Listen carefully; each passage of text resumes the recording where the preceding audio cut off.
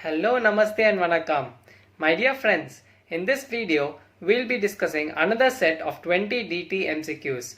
If you like this video, do press the thumbs up button, subscribe to my channel so that you don't miss out on any of my upcoming videos, and share it with your friends so that even it is helpful in their preparation for direct taxes.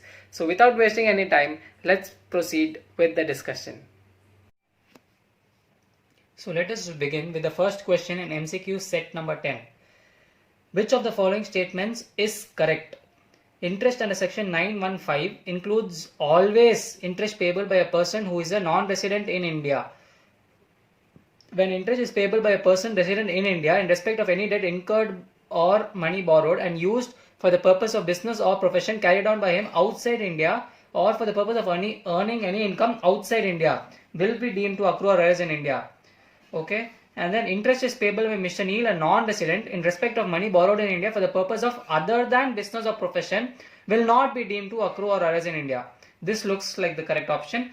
And interest payable by a permanent establishment in India for non-resident engaged in the business of banking to the head office of such non-resident will not be deemed to accrue or arise in India. Okay, so for this we can refer page 61 in this book. I'll take it for you. It is given that in section 915, if interest is payable by a government or a resident person or a non-resident, then such interest is treated as deemed to be accrued or arise in India. In case of resident person, there is an exception. Exception means if this exception is satisfied, then it will not be deemed to accrue or arise in India. So let us see what is the exception, where the money borrowed and used for the purpose of business or profession carried on by him outside India or for purpose of earning any income from any source outside India. So I think this is option B. So this is not the correct option since it is covered in the exception given. And a non-resident, when money borrowed used for the purpose of business or profession carried on in India by him. So here in option A, it is given that interest under section 915 includes always interest payable by a person who is a non-resident in India. So it always does not include. It includes only when the money borrowed is used for the purpose of business or profession carried on in India by him. Okay. And if the interest is payable by a PE of non-resident engaged in banking business to head office or any PE or any other part of such non-resident outside India, it shall be deemed to accrue or arise in India. Okay, so that is covered in option D. Here it is given that it will not be deemed, but the correct answer is it will be deemed. So this is also wrong, this is also wrong, and this is also wrong. So the correct option is option C, which states that interest payable by non-resident for purposes other than business or profession will not be deemed to accrue or arise in India. So this is the correct option. Okay. Moving on to the next question. Profits and gains in connection with business of operation of aircrafts in the case of non-resident under section 44 BBA is equal to 5% of the receipts which are deemed to accrue or arise in India. So 5% we can see in section 44 BBA on page 117 in compact. Operation of aircraft, eligible assessee is a non-resident and the presumptive income will be 5% of the specified sum. And the 5% is given in option C, which will be the correct option. Okay. Moving on to the next question. Mr. X, a non-resident, has earned income of rupees 10,000 in India. Okay. The DTAA applying to Mr. X states that such income should be taxable in the country of residence. Country of residence, which means that in the country where Mr. X is a resident. Which of the following statements is correct in this situation? So where the DTAA applies, it will apply to the benefit of the person concerned. Therefore, when you check option C, it will state it says that such income of 10,000 will not be taxed in India considering the DTA, and more beneficial provisions will be applicable to the person concerned, who is Mr. X in this case. So it will not be taxed in India since the DTA states that such income should be taxable in the country of residence of Mr. X. So 10,000 should be taxed in country of source India is wrong. It should be taxed in India, wrong, and none of the above is also not applicable. So the correct option is option C. Alright. So question number 4, which of the following will not be considered as an associate enterprise? So associate enterprise there are various criteria for entity to be categorized as associate enterprise, which is given on page number 2 under section 92A in this book, which you can refer. We'll see the options and then decide. A Limited directly holds 50,000 shares in B Limited. This shareholding consists of 56% of voting power in B Limited. So, if you refer section 92A, it states that if the shareholding is more than 25% of voting power in another company, then they will be considered as associate enterprises. So, A Limited and B Limited in this case are associated enterprise, since A Limited holds more than 25% of voting power in B Limited. Total borrowing of B Limited is 10 lakhs, out of which 75,000 is guaranteed by A Limited. So, we'll see what is the percentage of guarantee out of the total borrowings. When you do that, it comes to 7.5%, which is less than 10%, and therefore it will not be considered as associate enterprise. So, this is the correct option. Still, we look at the other options. Total number of board of directors in A Limited is 5, out of which 3 directors are appointed by B Limited. So, majority of the directors are appointed by B Limited. That is 3 out of 5 is more than half. Half is 2. So, 3 is higher than the majority. Therefore, in this case, A Limited and B Limited will be considered as associate enterprises. Option D, total book value of assets of A Limited is 50 lakhs. B Limited has advanced loan of 27 lakhs to A Limited. So, when you see the amount of loan advanced by B Limited, it comes to 54%, which is more than or equal to 51%, which is the criteria to be satisfied in case of associated enterprise. So, therefore, option A, C and D are cases where the two entities are associated enterprise, and only the option B is not a case of associated enterprise, and therefore that is the correct option. Question number 5. Which of the following methods should be adopted for computing ALP when the transaction involves transfer of unique intangibles or multiple transactions which are so interrelated that they cannot be evaluated separately? So, this is like a direct question. So, you can memorize it as it will be a profit split method. For more details, you can refer page number 5 about what is profit split method. But for this question, you can just remember that when the definition of profit split method and when the profit split method should be adopted is when the transaction involves transfer of unique intangibles or involves multiple transactions which are so interrelated that they cannot be evaluated separately. Alright. Moving on to question number 6. Which of the following statements is true? Okay. So, we have to eliminate 3 incorrect options. This, I think, relates to rollback provisions. Okay. So, rollback provision applies in case the applicant has filed belated return under section 139(4) and later on revised it under section 139(5). So, you have to note here that rollback provision is not applicable if the assessee files a belated return. It will be applicable only if the return is filed within the due date prescribed under section 139(5). So, this is an incorrect option. Applicant can choose the years for applicability of rollback provision. Well, actually the applicant cannot choose. He can either choose to opt for all the 4 years or do not choose at all. He cannot choose. Option C, rollback provision is not applicable in respect of an international transaction for a rollback year which is subject matter of an appeal before the appellate tribunal, and the appellate tribunal has passed an order disposing of such an appeal at any time before signing of the agreement. So, this we can check out on rule 10MA on page number 18. I have taken it here for you. That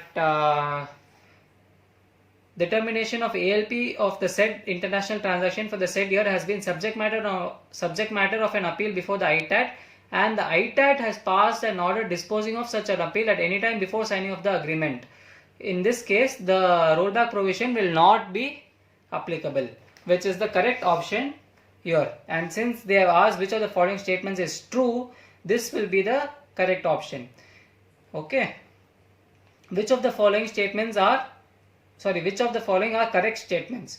The applicant can withdraw the rollback application even while maintaining the APA application for the future years. the applicant can accept the rollback results without accepting the APA for future years. So here we'll just take an illustration that the larger part is the advance pricing agreement. Okay, so this is the advance pricing agreement, and within this comes the rollback. Okay, so APA can exist, that is APA can exist with or without rollback, but rollback cannot exist without APA. Now let us see these options. The applicant can withdraw the rollback application even while maintaining the APA application for the future years. So this is correct. The applicant can accept the rollback results without accepting the APA. So he is telling that without accepting the APA, accept the rollback results. So this is not possible. So only option 1 is correct. Alright. Moving on to the next question. Company A, B and C merged to form a company C. Company C is the APA applicant. Rollback provision will be applicable to company C obviously, because rollback provision will be applicable only to the person who has applied for the rollback. This we can see on page number 20, that the agreement is between the board and a person. The principle to be followed in this, in case of a merger is that the person who makes the APA application would only be entitled to enter into the agreement and be entitled for rollback provisions in respect of international transactions undertaken by it in rollback years. Other persons who have merged with this company would not be eligible for rollback provisions. So accordingly only company C will be eligible for rollback provision, and accordingly option C is the correct option. Failure to furnish report of an accountant as required by section 92E would attract penalty under section 271BA of rupees 1 lakh is the correct option, as you can refer on page 16 that section 271BA, failure to furnish report of CA as per section 92E, the penalty is rupees 1 lakh, which is option B, and that is the correct option. Penalty under section 271GB4 is levied for submission of inaccurate information in CBC report. So what will be the penalty? It will be rupees 5 lakhs, as you can check out in section 271GB4 on page number 30. Penalty for submission of inaccurate information in CBC report, the penalty would be rupees 5 lakhs. Okay, and the correct option here would be option B. Which of the following persons cannot apply to the authority of advance ruling? So this is a relatively easy question. Non-resident, yeah, well, he can apply. A resident on behalf of non-resident, well, he can also apply. A PSU whose case is pending before any income tax authority or appellate tribunal, the PSU can also apply because the case is not pending before a High Court or Supreme Court. If the case is pending before High Court or Supreme Court, the PSU cannot apply. And option D, a PSU whose case is pending before High Court. So yes, this option is the correct option, because a PSU whose case is pending before High Court cannot apply to the authority of advance ruling. Moving on to question number 12. Mr. Harsh Thakur, employed at TCS Limited. Compensation received by Mr. Harsh Thakur from Mega in connection with termination of his employment. So compensation is received. Okay, such receipt of compensation is taxable under which head? So if we go by elimination method, capital gain, of course not.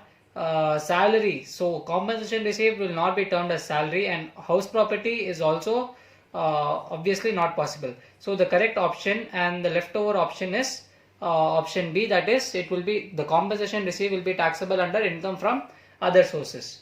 Alright, moving on to question 13. Under section 1015, limit of exemption for interest received from post office savings bank account is, so if you refer section 1015.1 and the notification number 32/2011, you will note that the limit for exemption for interest received from post office savings bank account is rupees 3,500, and if it is a joint account, the limit will be increased to rupees 7,000. So the correct option is option B. Alright, question number 14. Mrs. Iyer received interest on enhanced compensation of rupees 5 lakhs. She incurred expenditure of legal fees of rupees 50,000.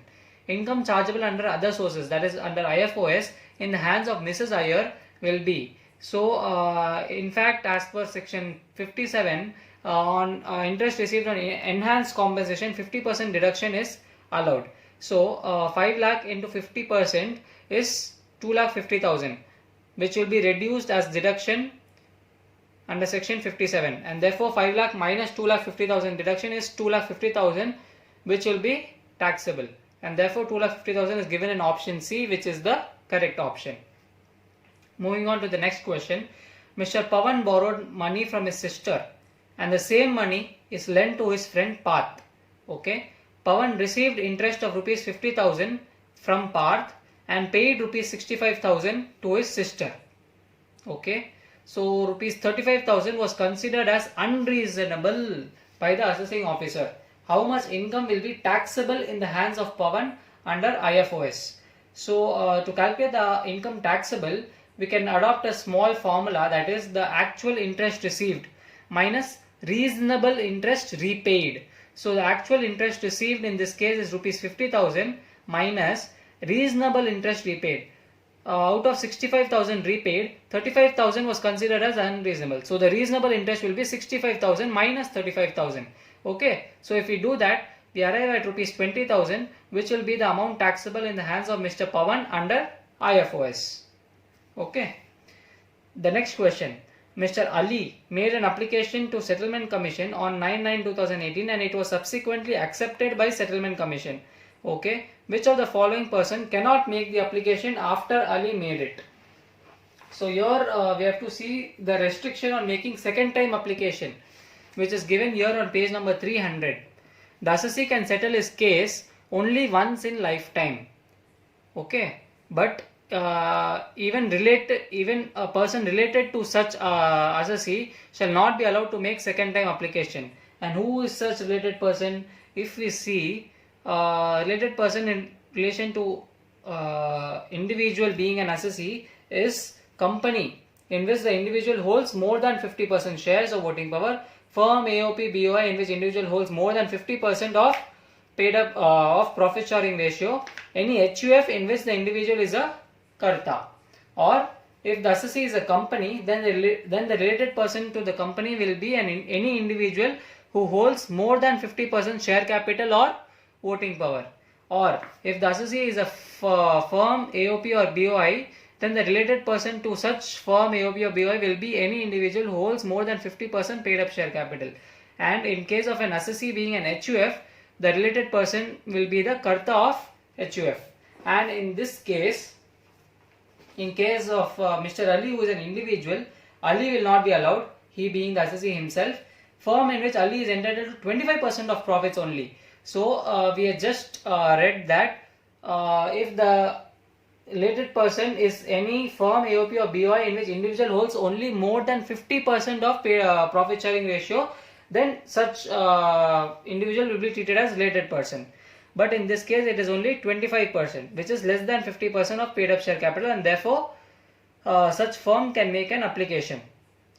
Private company in which Ali holds 52% shares, which is more than 50%, and therefore the private company cannot make an application since it is a related party. HUF in which Ali is a Karta. So therefore, and HUF will also not be allowed to make an application, and therefore option 1, 3 and 4, which is given in option C, 1, 3 and 4 is the correct option.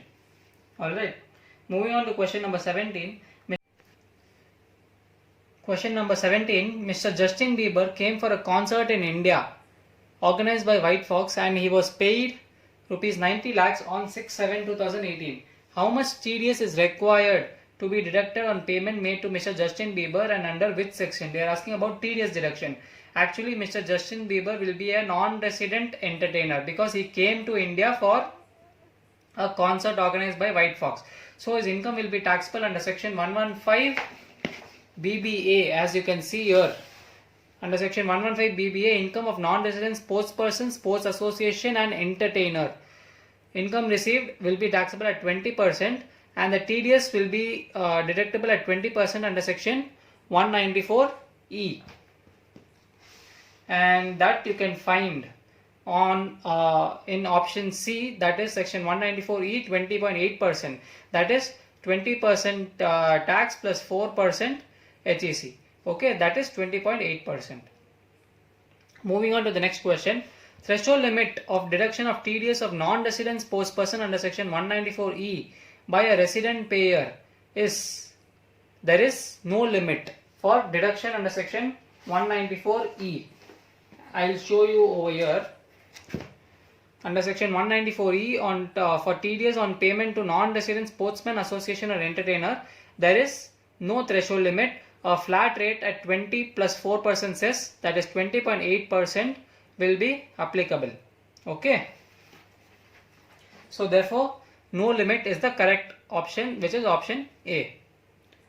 The next question, ABC partnership firm gave interest of 25,000 to each of its partners A, B and C. TDS required to be deposited by ABC partnership firm under section 194A will be, actually under section 194A, if you see over here, no TDS if interest is paid by firm to resident partners. Okay, and here since it is paying interest to partners A, B and C, we will assume that they are resident partners and therefore no TDS will be applicable. Alright. Moving on to the last question in this set of MCQs. Embassy Office Parks, REIT, gave its building on rent to Mr. C. Total rent to be received from Mr. C is rupees 2,50,000. TDS required to be deducted under section 194I by Mr. C will be nil, because no TDS is required to be deducted by the payee, who is Mr. C, in respect of rental income credited to REIT.